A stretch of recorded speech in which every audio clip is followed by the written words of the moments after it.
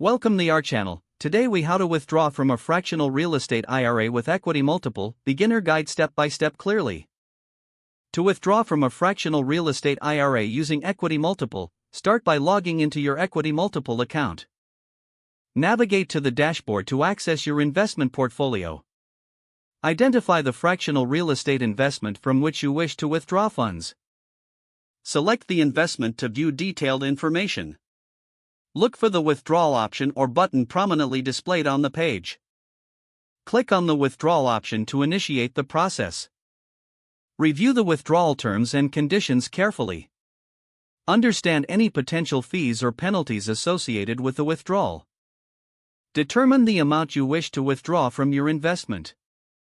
Enter the withdrawal amount in the designated field.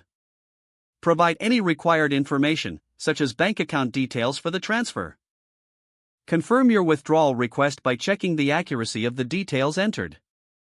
Submit the withdrawal request to complete the process.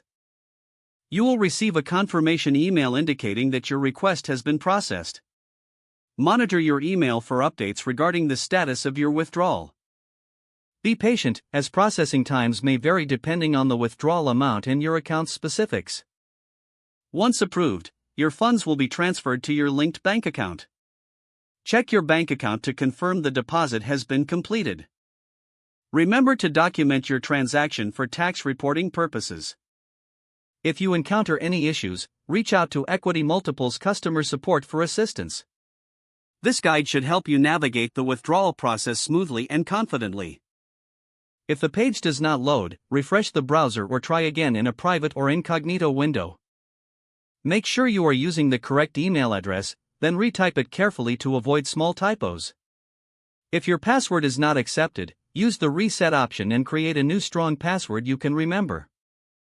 Check your spam folder for verification or security emails, then complete any requested confirmation steps. Enable two-factor authentication if available to improve account security and reduce unauthorized access risk. After signing in, review your profile details so your contact information and settings are accurate and current.